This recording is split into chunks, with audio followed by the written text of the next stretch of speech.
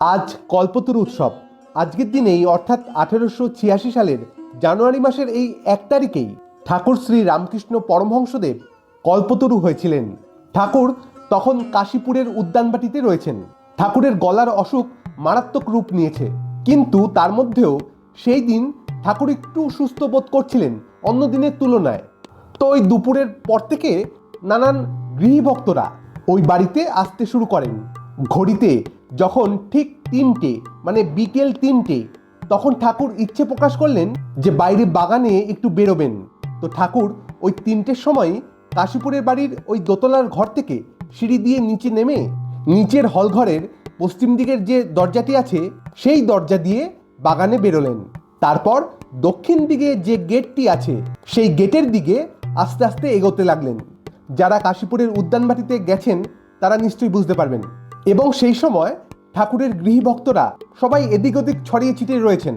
কেউ কোনো গাছের তলায় বসে সবাই মিলে কথাবার্তা বলছেন, কেউ আবার ঘরের মধ্যে কথা বলছেন। নানান জায়গায় সবাই মিলে নিজেদের মধ্যে কথাবার্তা বলছেন। তো ঠাকুরকে দেখে সকলে মিলে এগিয়ে আসলেন ঠাকুরের কাছে। মানে ঠাকুর যে সেই সময় ওই কঠিন অসুখের মধ্যেও এইভাবে হঠাৎ করেই বাগানে বেরিয়ে আসবেন সেইটি কেউ ভাবতে পারেননি। তো ঠাকুর আস্তে আস্তে এগিয়ে যাচ্ছেন এবং ঠাকুরের পিছনে ভক্তরা ঠাকুরকে অনুসরণ করছেন। তো ঠাকুর যখন ওই দক্ষিণ দিকের গেট এবং ওই বাড়িটির একদম মাঝখানে এই অবস্থানে চলে আসলেন, তখন ওই কাছেই একটি গাছের তলায় গিরিশবাবুরা ছিলেন। তো ঠাকুরকে দেখতে পেয়ে গিরিশবাবু এবং ওনারা সকলে মিলে ঠাকুরের কাছেই চলে আসলেন। আজকে যেন ঠাকুরকে একটু অন্যরকম লাগছে। সকলে অবাক দৃষ্টিতে ঠাকুরের দিকে চেয়ে আছেন, যেন এক অপূর্ব দিব্যময় রূপ।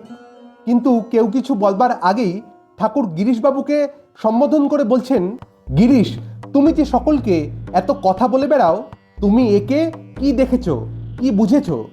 তখন সাথে সাথে গিরিশবাবু ঠাকুরের সামনে হাঁটু গেড়ে মাটিতে বসলেন এবং হাত জোর করে গদগদ স্বরে বললেন, ব্যাস বাল্মীকি যার ইয়ত্তা করতে পারিনি, আমি তাকে নিয়ে কি আর বলবো। আপনি স্বয়ং পূর্ণ ব্রহ্ম। আপনি অবতার হয়ে মানব কল্যাণের জন্য মানব জাতিকে উদ্ধার করতে এই মর্তে এসেছেন।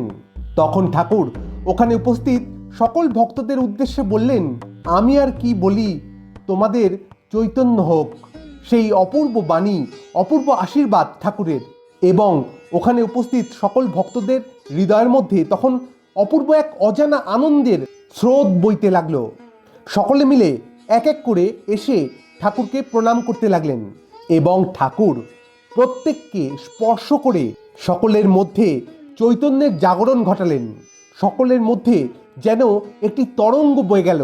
এক অপূর্ব ঐশ্বরিক অনুভূতির অনুভব করতে লাগলেন সকলে। এবং ঠাকুরও তখন ভাবস্থ অবস্থায়।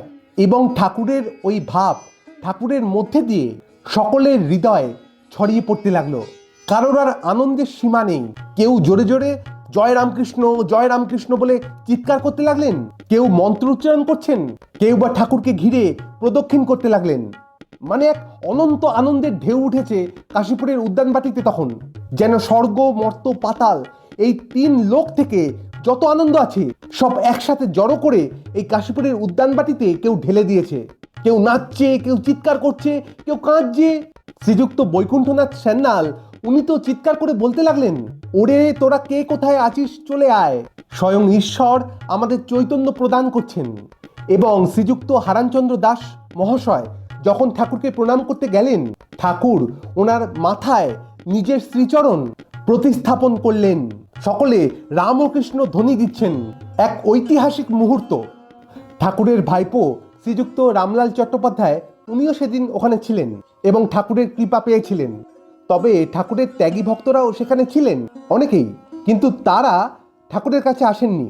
লাটু মহারাজ, শরৎ মহারাজ ওনারা উপর থেকে দেখেছেন ঠাকুরের এইরূপ অবস্থা, কিন্তু তা সত্ত্বেও ওনারা ঠাকুরের কাছে আসেননি। এবং পরে ওনারা বলেছিলেন যে আমরা তো ত্যাগী, ঠাকুরের জন্য সমস্ত কিছু ত্যাগ করেছি, এখন শুধুমাত্র ঠাকুরকে নিয়েই আছি, তাই আলাদা করে আর তাঁর কৃপা পেতে হয় না। আর আমাদের তো ঠাকুরের কাছে চাইবার কিছু নেই, তিনি সব সময়ের জন্যই আমাদের সাথেই আছেন। কি অপূর্ব ভক্তি, নিষ্কাম ভক্তি, অহেতুকী ভক্তির একটি জ্বলন্ত উদাহরণ এটি। শ্রীযুক্ত রামচন্দ্র দত্ত মহাশয় এবং ওনার সাথে আরও কয়েকজন মিলে ঠাকুরকে কল্পতরু ঘোষণা করলেন এবং এই দিনটির নাম রাখলেন কল্পতরু দিবস।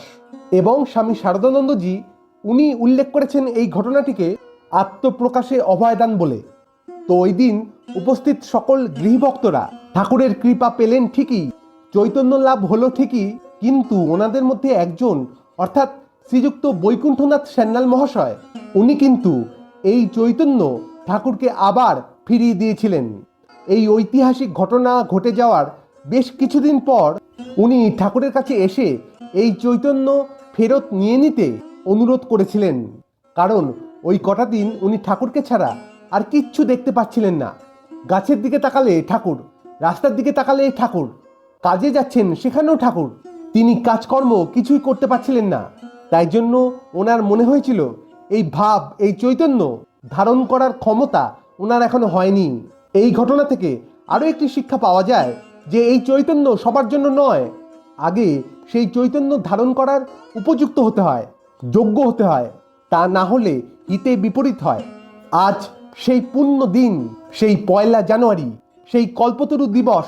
আজকের দিনে ঠাকুরের রাতুল চরণে ভক্তিপূর্ণ প্রণাম জানিয়ে আজকে এই ভিডিওটি এখানে শেষ করছি। আবার দেখা হবে অন্য কোনো আলোচনায়। ভালো থাকবেন, সুস্থ থাকবেন। জয় ঠাকুর।